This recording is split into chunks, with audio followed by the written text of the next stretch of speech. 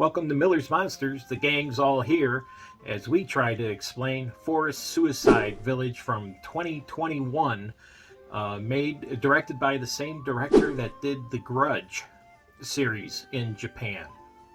Before we get started, as always, hit the subscribe, ring the bell, hit the like, set yourself up for notifications so you don't miss another titillating episode. And as always, what is that? There be spoilers ahead. Alright, so Suicide Forest Village, directed by Takashi Shimizu.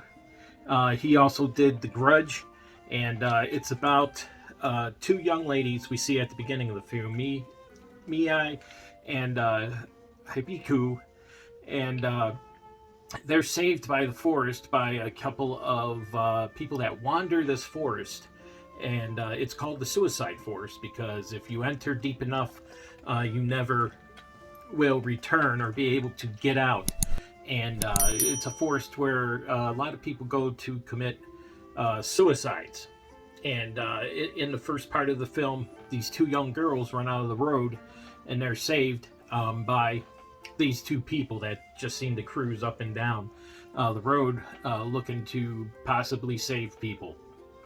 And then in the very next scene, we're on with another YouTuber exploring this forest, and right away we see there's strange goings on in this forest. There's people walking around, and then when you go after them, they disappear. Hands come up out of the ground, the roots turn into hands and grab you, and so there's something very, very odd going on in this forest. And we realize that right away, with this YouTuber, and she eventually chases someone who disappears, and she turns around and he's hanging from the tree and falls on him, hence the name Suicide Forest Village.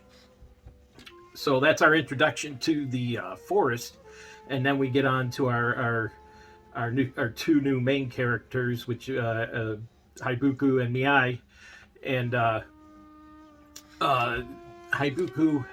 Hibuki, is very interested in this YouTube page. She's watching it and wonders what's going on, and is just enthralled by this page. And then the next day she's supposed to go help her friend, I believe it's her friend or a relative, move, and there's six of them there, six friends there helping to move, and they find this mysterious box, and it almost looks like the Book of the Dead from Evil Dead series, but it's a box, and they open this box, and right away the married couple, the wife, has to go throw up because she's pregnant. And as soon as they find this box, those strange things start to happen. The tenant comes. He says, I'll just get rid of this box. And as he's walking back to his car, he gets hit by a truck right away. So, being associated with this box is not a good thing. You're gonna die eventually, some way, somehow. And as we go through the film, they take the box to a priest to try and exorcise the demons in this box, and excuse me, and the priest is unable to exorcise the demons, and Hibuki ends up trying to burn the box. And we didn't realize it was her at first, but what happens is a fire happens at the temple and kills the reverend, and which is the father of one of the friends that was helping to move. And they learn in the hospital room that Hibuki set the fire, and so obviously she's on the hook for his death and gets diagnosed as schizophrenic. So all throughout this beginning part of the film, she's having these visions of people behind her, hand touching her on the shoulder, all these dead people coming to life, and you think it's all associated with the box, but then you start to begin to think, well, maybe it's all in her head. She, diagnosed as a schizophrenic, and besides the fire she set, there was no really odd happenings going on. But now, once we get to this part of the film where you just begin to think that maybe it's her, not the box, strange accidents start to happen to our friends there. And one of the main themes going through is they keep severing their ring finger before they do this. And the wife disappears and heads out into the suicide forest. And, they're going to track her, but they run into the two people from the beginning of the film that saved the two young girls. And they give them the story about the suicide forest, and you shouldn't go in there at dark. So they halt the search for her and go to visit Haibuki. And, she tells her sister while she's there that this box, it's cursed, and all the families that have been involved with this box, or the people that were the tenants before the married couple moved in, all died. The grandmothers, the parents, the children all died because they had knowledge of this box. And the story goes that the mother took the box into the suicide forest to save her two young children. And Mia asked, how do you know this? And she said her mother told her. The only problem with that is her mother was thought to have committed suicide in this forest, and was taking, her two children supposedly to die as well. And that Mia is shocked by this, and they have to leave her in the institution. And as they go walking out, the husband says, I'm going to find my wife. Goes to walk out, and the psychiatrist that was looking over Haibuki falls on the husband and kills him. And you notice that he's missing his ring finger. So now we're down to, what are we down to? 1, 2, 3, 4 people, 4 friends left in this group. And the one that was burned, trying to save his father. And we get to the next morning, and he's making breakfast or lunch.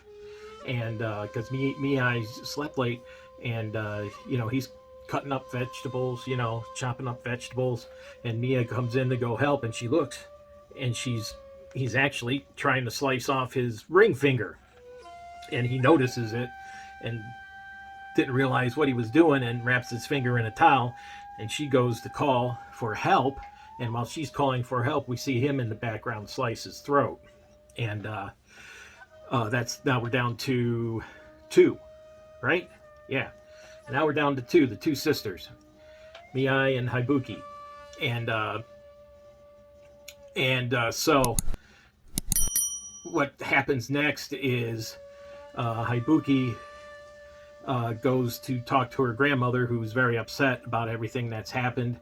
And she finds her dead at one point with her ring finger cut off, and just has this look of fright on here. And then Haibuki has Miyai has a vision of her mother as well. It is revealed that they had found the box a long time ago when the 2 girls were young, and it was Mia that had found the box at the time. And Haibuki saved her from touching the box, and the mother grabbed the box. And so now there's that revelation.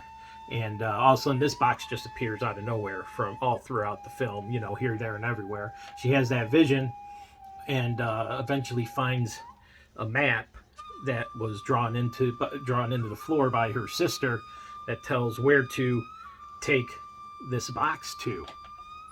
And so she gathers up the box that she has now and heads out into the suicide forest, following these clues her sister left to take the box back.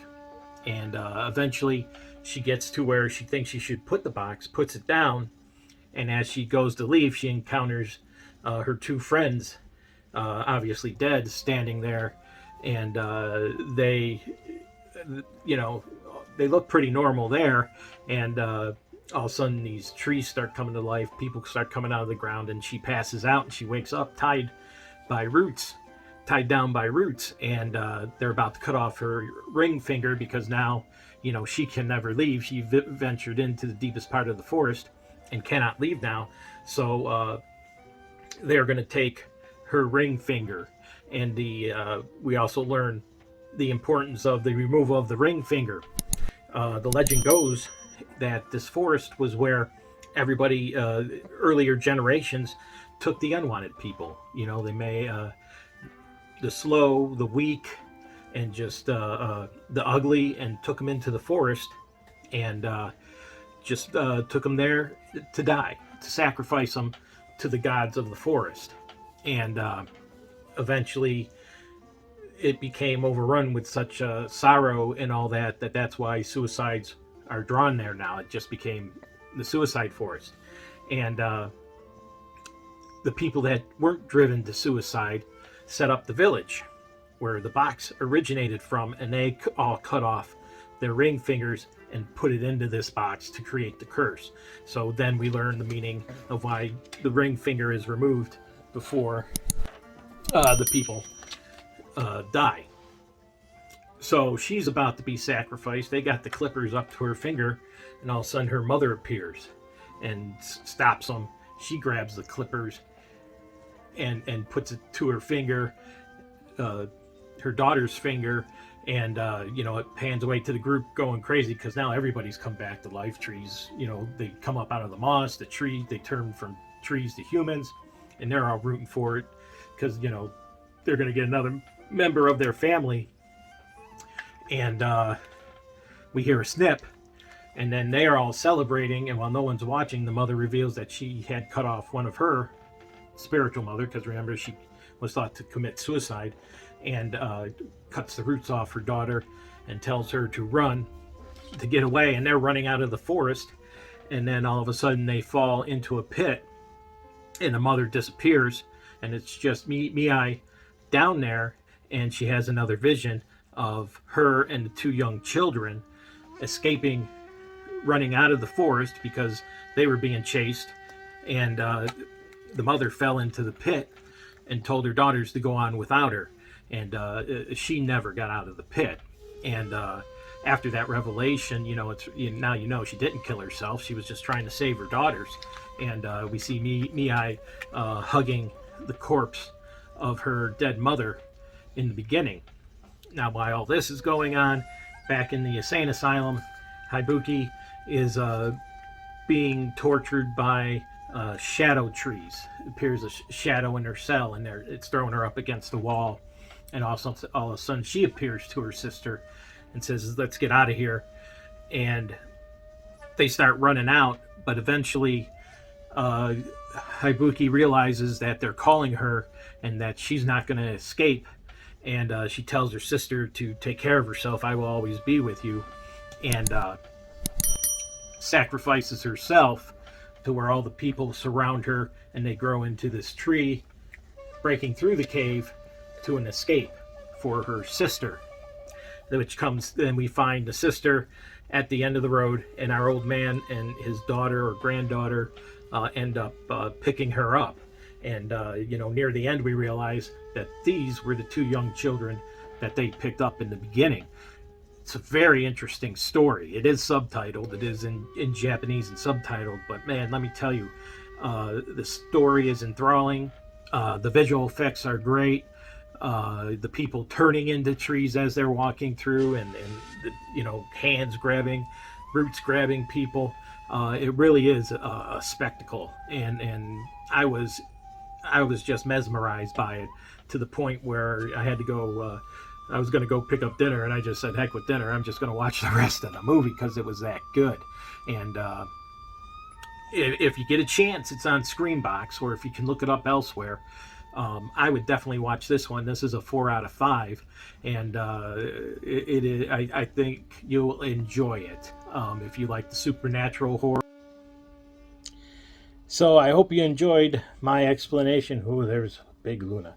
My explanation of Suicide Forest Village. And if you did, hit the bell, hit subscribe, hit like, set yourself up so you don't get lost in the forest and get all the new episodes. And please share with your friends. And I will talk to you next time.